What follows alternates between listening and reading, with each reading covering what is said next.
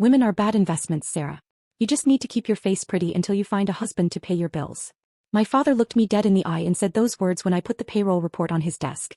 I had just discovered that my brothers, Austin and Tyler, were making $200,000 a year with full benefits and equity. I was making $50,000 with zero benefits because he had classified me as a 1099 contractor. Stop whining, he sneered, checking his watch. I did you a favor. Your brothers are building a legacy. You're just temporary. I didn't scream. I didn't cry.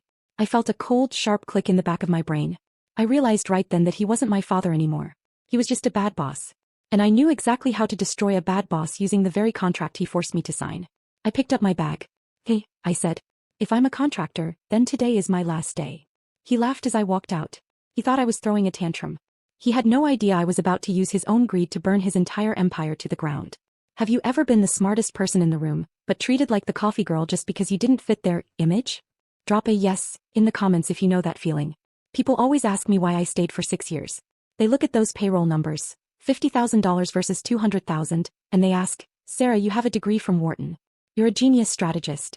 Why were you letting them treat you like an intern? It's a fair question. But to understand the answer, you have to understand the ghost producer. In the high-stakes world of New York event production, there are two types of people. There are the face men, like my brothers Austin and Tyler. They wear $5,000 bespoke suits.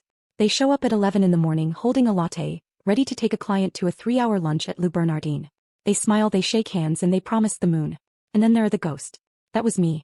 I was the one on the headset at 3 in the morning, negotiating with a Teamsters union rep who wanted to shut down a runway show because Austin forgot to file a noise permit. I was the one physically moving 20-pound floral centerpieces in my heels because Tyler had sent the crew home early to save money for his bonus. I was the one who knew the birthday of every major client's child. The one who knew which brides needed handholding and which CEOs needed hard data. I lived in a state of perpetual adrenaline.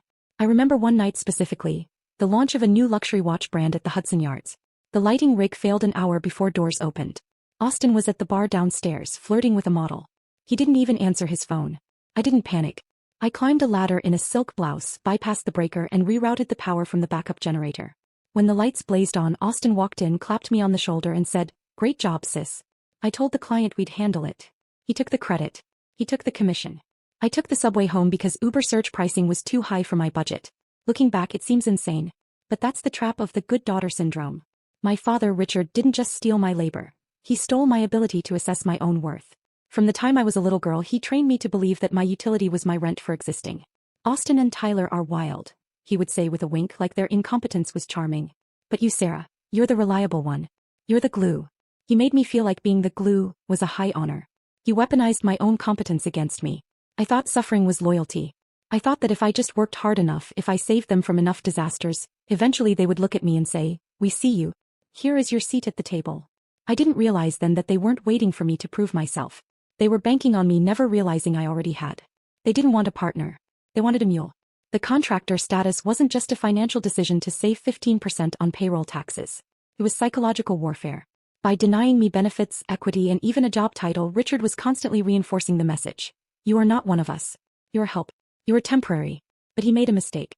He forgot that the help sees everything. While they were busy expensing client dinners and building their personal brands, I was learning every single wire, contract, and vulnerability in the machine they called a company. I was the one building the engine.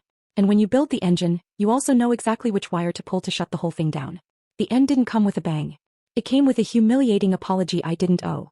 2 days after I found the payroll file, Austin missed a critical deadline. We were producing a launch party for a Japanese tech conglomerate at the MoMA. The deposit for the catering, $75,000, was due at noon. Austin was supposed to wire it.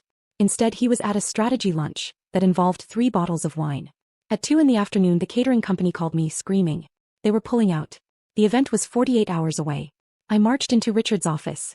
"Austin missed the wire," I said. "We're about to lose the caterer." Richard didn't call Austin.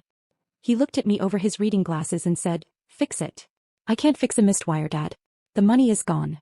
"Call them back," he said, his voice dropping to that dangerous, quiet register. "Tell them it was a clerical error on your end. Tell them you wrote down the wrong routing number. Take the heat off your brother."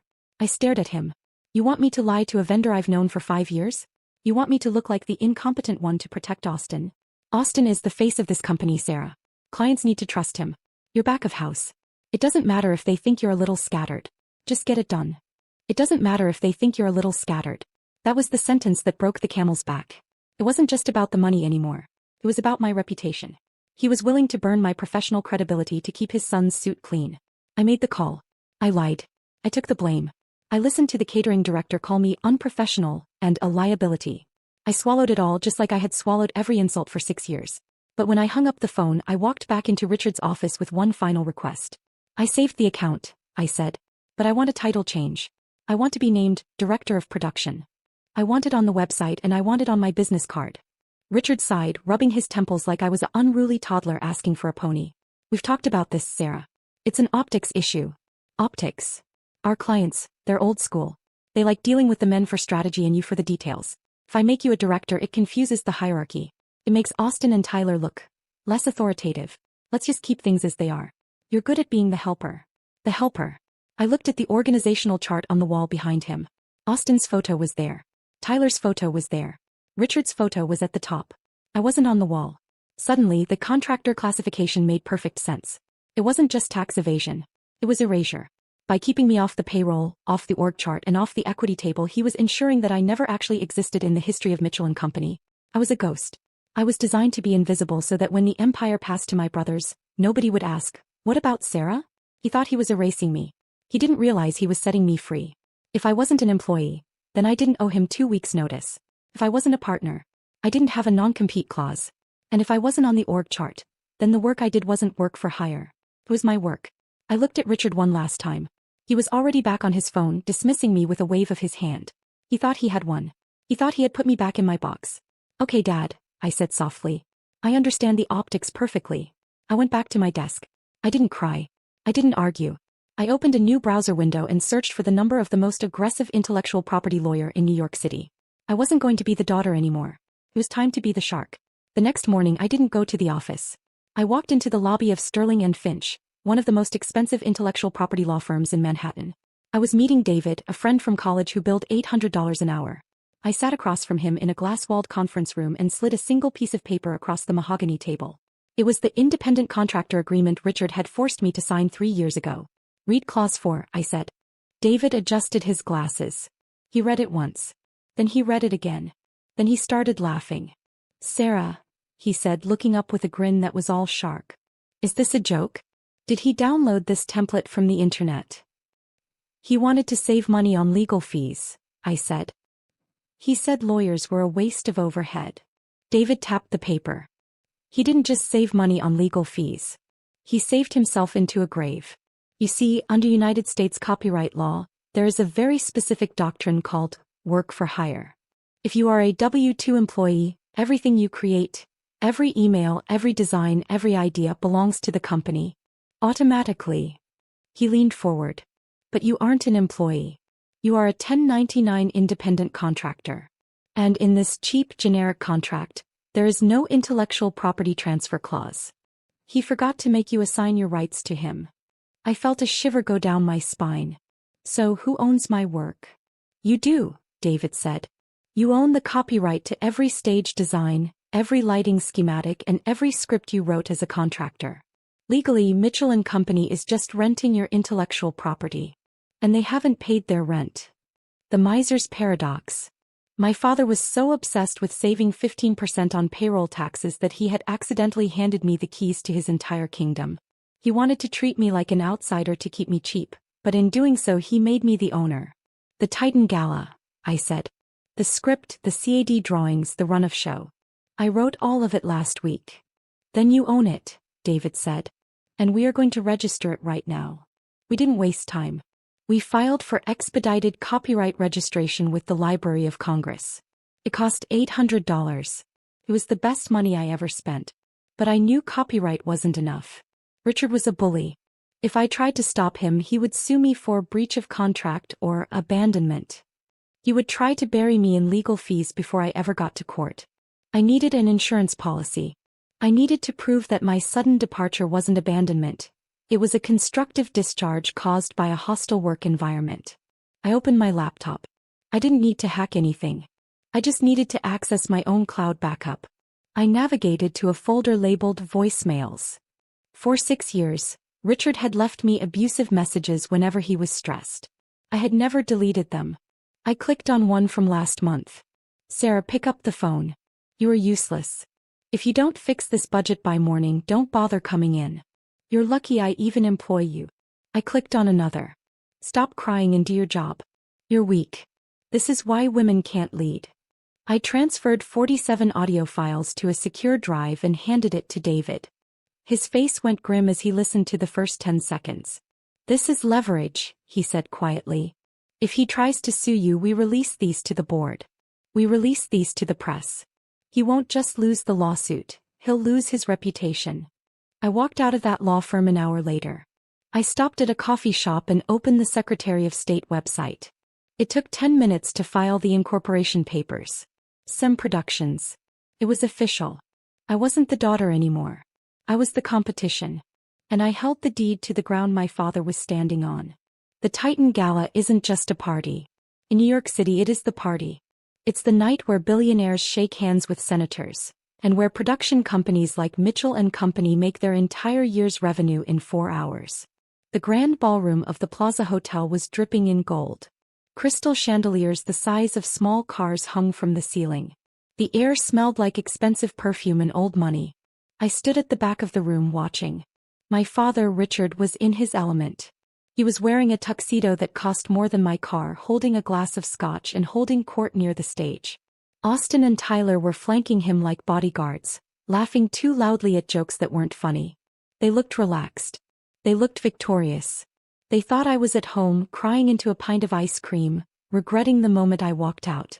They believed they had successfully bullied me into silence. After all, who fights the king in his own castle? They forgot that I built the castle. I didn't walk in through the service entrance this time. I didn't have a headset around my neck or a clipboard in my hand. For 6 years I had been invisible, dressed in producer black, blending into the shadows so the clients would shine. Not tonight. Tonight I was wearing red. A structured, architectural crimson gown that looked like armor. I walked through the main doors with a ticket I had bought with my own savings. The security guard, a man I had hired 3 years ago, nodded at me. He didn't stop me. He knew who really ran the show. I saw the moment Richard spotted me. He was in the middle of a toast with a senator. His eyes slid over the crowd, landed on the red dress, and stopped. He blinked. For a second he didn't recognize me. He wasn't used to seeing his daughter as a person. He was used to seeing an asset. Then recognition hit. His smile faltered. He took a step toward me, his face darkening with that familiar, controlling anger. He was going to try to intercept me.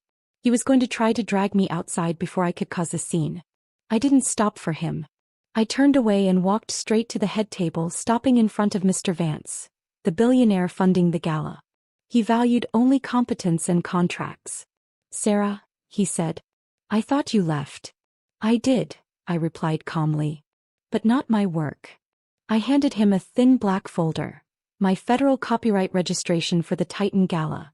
Script, lighting, run of show, topped with a court-stamped cease and desist. The show you're about to watch is stolen, I said. Mitchell & Company doesn't own it. I do. He skimmed the papers, noted the highlighted 1099 contractor status, then looked at my father pushing through the crowd in panic. Is your crew ready? Vance asked. They never left. He nodded toward the tech booth. The signal was given. Richard arrived, breathless. Get out, he hissed. I smiled. Take your seat, Dad. The show's starting. The lights dimmed. Richard took the stage, basking before 500 powerful guests. He accepted his award, praised my brothers, then dismissed me as someone who couldn't handle the pressure. The room murmured sympathetically. It was the lie I needed. I nodded to the booth. Feedback shrieked. The massive LED screen glitched, then flashed. Intellectual property of SM Productions. Unauthorized use prohibited. Silence. Ice clinked in glasses. I stepped onto the stage, red dress blazing, microphone steady. Austin didn't design this. Tyler didn't write it. And legally, neither did your company. Richard screamed for my mic to be cut. It wasn't. They can't, I said. I hired them. I faced the room. For 6 years, Richard Mitchell refused to pay me a salary. To save $15,000 a year in payroll taxes, he classified me as a 1099 contractor. Lawyers leaned forward. He used a generic contract and forgot one clause: intellectual property transfer. Richard froze. Under United States copyright law, a contractor who doesn't sign away rights owns the work. The stage, the script, the lighting, it's all mine. The realization hit the room at once. This is my event, I said. And I'm issuing a cease and desist effective immediately. Mr. Vance stood. Is this true? Is she a contractor? Richard stammered. It was just for taxes. That's not a technicality, Vance said. That's incompetence.